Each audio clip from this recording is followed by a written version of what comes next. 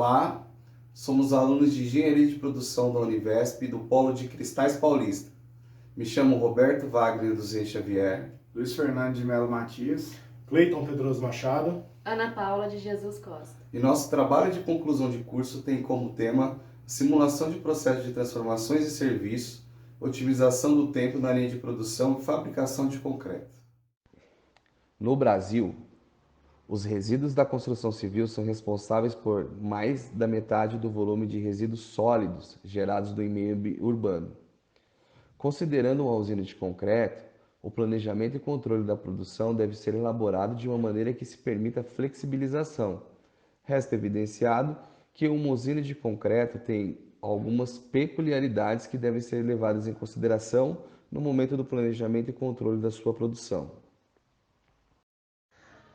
instalado dentro de um terreno de aproximadamente 40 mil metros quadrados e ocupando 11 mil metros quadrados dentro desse espaço, encontra-se a usina.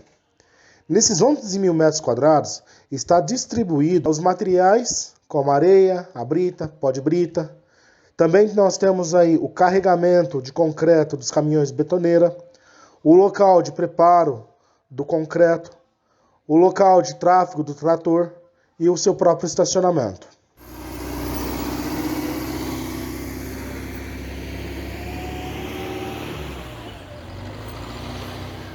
Baseado nas análises realizadas em campo, é possível perceber que tanto os maquinários quanto os equipamentos são antigos e com bastante tempo de uso, o que causa paralisações indesejadas do trabalho devido ao tempo de manutenções emergenciais desprendidas.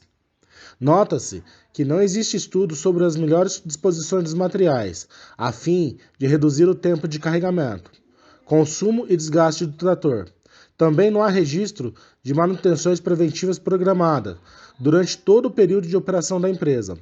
As manutenções do trator e do maquinário de preparo do concreto só ocorrem quando deixam de funcionar. Em foco, a distribuição dos materiais dentro do espaço da usina. Nota-se que não existem estudos sobre as suas disposições físicas, e muito menos o controle e planejamento disso. E a cada visita realizada, esses materiais encontravam-se em locais diferentes. Tomando como base a última visita realizada, percebe-se que o trajeto do trator para o carregamento dos materiais demanda tempo e muitas manobras. Como é apresentado nas imagens, é possível identificar o trajeto do trator para o carregamento da brita. E na próxima imagem, o carregamento da areia e pó de brita. Nessas duas imagens, é demonstrado o trajeto e tempo que o trator realiza atualmente. Essa medida de tempo foi realizada no local em testes reais. É importante salientar que esse percurso não é realizado apenas uma vez. Para cada quantidade e tipo de pedido solicitado à usina de concreto, a quantidade de cada produto a ser carregado pode variar. Portanto, entende-se que em um único pedido, ou seja, um pedido pequeno, o trator poderá realizar o trajeto somente da areia umas 3 ou 4 vezes, até completar a medida necessária. E assim também para os outros produtos. O concreto é um dos produtos mais produzidos no mundo, segundo a ABCP, Associação Brasileira de Cimento Portland. E essa produção atinge diretamente no desenvolvimento econômico do país. E por trás dessa produção, existe um volume considerado alto de resíduos que são gerados e descartados no meio urbano, causando impacto negativo no meio ambiente. Por exemplo, emissão de CO2, contaminação no solo, contaminação no lençol freático, interfere na drenagem e escoamento de água. Muitas empresas fazem esse descarte dentro do seu próprio terreno, e isso causa um desconforto, acarretando delimitação em seu terreno de produção. Esse material ele pode ser reutilizado depois de passar por um processo de neutralização, processo já existente no mercado. E falando em sustentabilidade, existem várias maneiras de planejamento que adequam aos processos para a empresa e para o meio ambiente. Por exemplo, Equipamentos como reciclador de cimento, sistema de tratamento de água, filtro de drenagem, entre outros. Existem estudos que comprovam a fabricação de concreto sustentável, com baixo teor de cimento e produzido com boa qualidade, e o concreto reciclado, feito com materiais reaproveitados de construção civil. O professor Bruno Luiz Daminelli, do Instituto de Arquitetura e Urbanismo, IAU da USP, em São Carlos, vem trabalhando em formas sustentáveis de concreto desde o seu doutorado, realizado na Escola Politécnica da USP com estágio no Royal Institute of Technology, na Suécia. No doutorado, o pesquisador desenvolveu misturas de concreto com baixo teor de cimento, isto é, criou composições mais baratas para o concreto composto basicamente de água, cimento, areia e brita, sem comprometer o seu desempenho. O pesquisador estudou como diminuir os vazios entre os agregados que vão na mistura.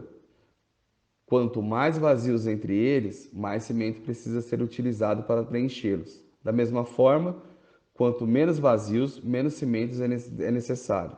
Diminuiu o vazio entre os agregados e reduziu 75% a quantidade de cimento utilizada no concreto, quando comparado a concretos de boa qualidade produzidos no mercado. Outro tipo de concreto sustentável é o chamado concreto reciclado. Nessa opção, os agregados não são a brita e a areia comum, e sim materiais reciclados, como areia reaproveitada de fundição, escória, a sílica da casca de arroz ou pneus velhos triturados.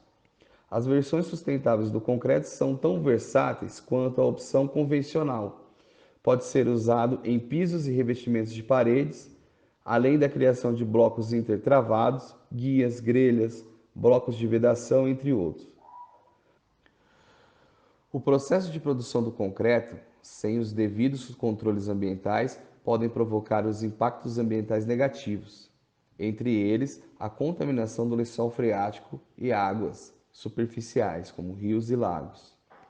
Pereira Caio, o que é concreto usinado? Escola Engenharia 2017 diz que a mistura de cimento, agregados e água para a obtenção do concreto usinado é realizada em usinas de concreto e pode ser transportada para as obras em caminhões betoneiros ou em veículos que não possuem equipamentos de agitação. A unidade de volume de entrega é o metro cúbico e deve ser medida após o adensamento e enquanto estiver fresco.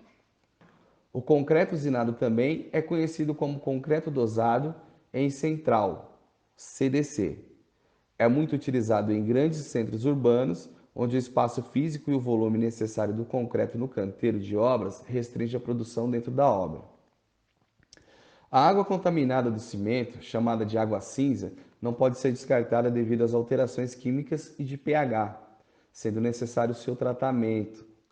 Já existem no mercado inúmeras soluções, porém, demandam grandes custos de investimento para a instalação e operação. E atualmente existem muitos estudos referentes à reutilização dos resíduos na construção civil, o que favorece as empresas e o meio ambiente, pois não há desperdício, diminuindo o processo de extração dos agregados e minimizando os impactos ambientais gerados. Existem várias ações para se trabalhar lidando com os conceitos de sustentabilidade, mas com estudo e planejamento é possível estabelecer ações que se adequam melhor aos processos e não prejudiquem as empresas e ao meio ambiente. De acordo com a NBR 7212 de 2012, onde estabelece os requisitos para a execução de concreto dosado em central e inclui as operações de armazenamento dos materiais, dosagem, mistura, transporte, recebimento, controle de qualidade e inspeção, incluindo critérios de aceitação e rejeição do controle interno da central de concreto.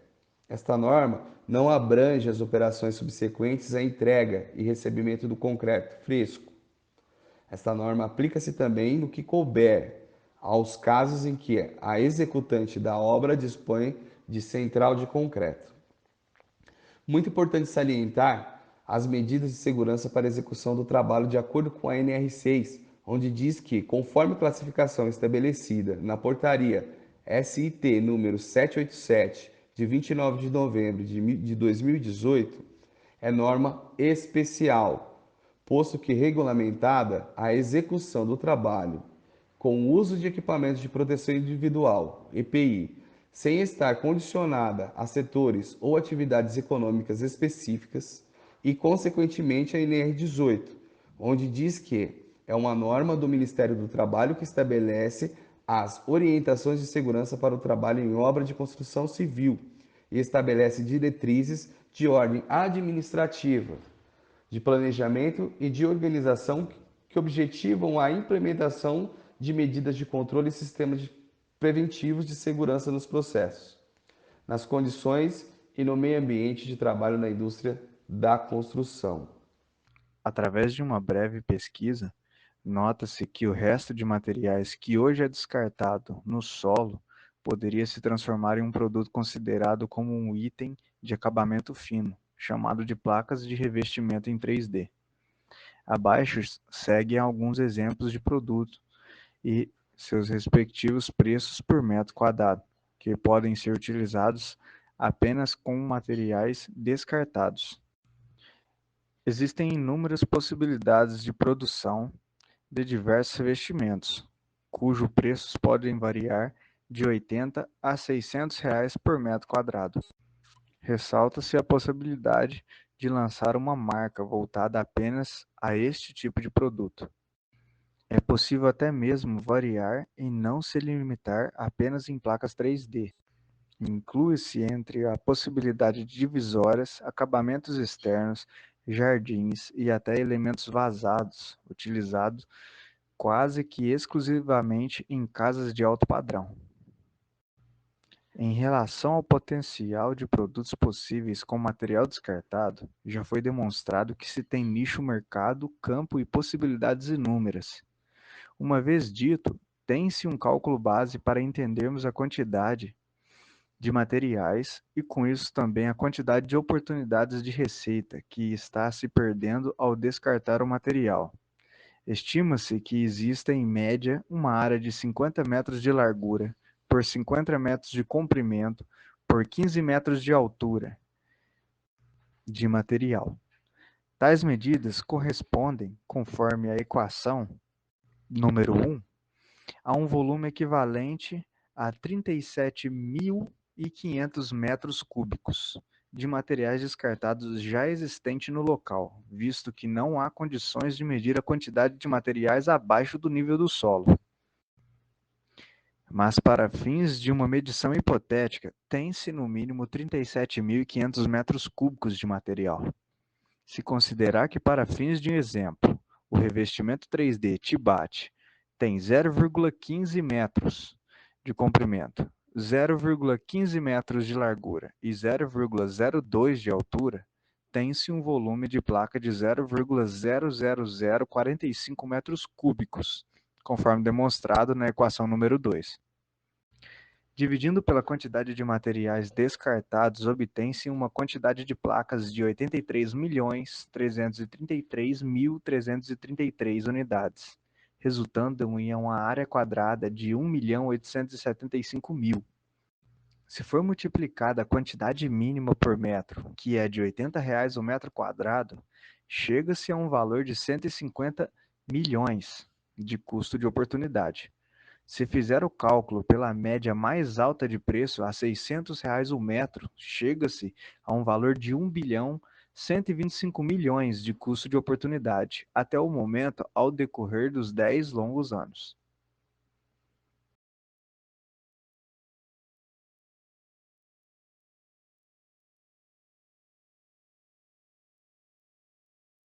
Solução inicial. O problema identificado em campo se dá pelo fato dos materiais utilizados na fabricação do concreto encontrarem-se acomodados e dispostos de forma desorganizada e distantes do reservatório onde é feito o depósito desses materiais. Mesmo que o tempo seja relativamente baixo, o processo ainda pode ser melhorado consideravelmente, refletindo na redução de custos, aumentando a produtividade e, consequentemente, a lucratividade. Há também um problema ergonômico que se refere à falta de EPIs pelos colaboradores, podendo trazer desconfortos e problemas ocupacionais ao longo dos anos e riscos de acidentes graves. Por esse motivo, a solução inicial deste projeto é analisar a viabilidade da otimização do tempo na linha de produção e a fabricação do concreto, através da organização das matérias-primas e a sugestão de equipamentos de segurança, tais como EPIs ou EPCs, para os colaboradores envolvidos no processo. Solução final. Como proposta, é apresentada a construção de 10 baias divididas em alvenaria, a fim de evitar o desperdício e contaminação entre eles. Também a sua localização estratégica, fazendo com que o deslocamento do trator entre o reservatório de preparo do concreto e os materiais seja reduzido. Anteriormente, cada deslocamento para o carregamento dos materiais levava em média 1 minuto, nunca menos. Com esse novo posicionamento dos materiais, o mesmo deslocamento será realizado em média de 51 segundos, ou seja, uma redução de 15% para cada carregamento. Com esse ganho de 15% nos carregamentos, também haverá reflexos de economia no desgaste dos equipamentos, consumo de combustível, aumento de produção homem-hora. Conclusão. Dado ao exposto, conclui-se que os processos de transformação na engenharia são importantes fundamentos para o desenvolvimento de qualquer atividade. O processo de transformação de agregados básico, pedra, pó de brita e areia, e de agregado industrial, cimento, aditivo e retardador, é um processo complexo e que exige muita atenção dos técnicos operadores para a obtenção de um concreto dentro das normas técnicas exigidas para a obra. A transformação de agregados, tanto como básico em concreto, levam em consideração alguns fatores externos e externos, como, por exemplo, fatores internos, podemos citar o gerenciamento da cadeia de suprimentos, para que todos os agregados estejam sempre no local para serem usados. O gerenciamento da frota, para que todos os clientes sejam atendidos no prazo estipulado, pois resta evidenciado que o concreto tem prazo curto de validade. Fatores externos, nem sempre é possível gerenciá-los, porém é possível prever para obter um resultado, como por exemplo os fatores climáticos, tempos chuvosos e temperaturas muito baixas. Um outro fator externo que um operador de usina precisa ter cuidado são com as obras que nem sempre estão prontas para receber o concreto, o que às vezes faz com que os caminhões fiquem parados. A proposta dessa pesquisa sugere algumas melhorias fáceis e práticas a serem aplicadas, que não demandam grandes investimentos, mas que trariam ganhos econômicos para a usina, tais como ganho na economia de combustível, já que a pá carregadeira movimentaria menos e, por consequência, diminuiria também o desgaste do veículo, e o ganho de tempo. Por fim, inclui-se esta economia de tempo e de combustível, levaria ao aumento no faturamento da empresa.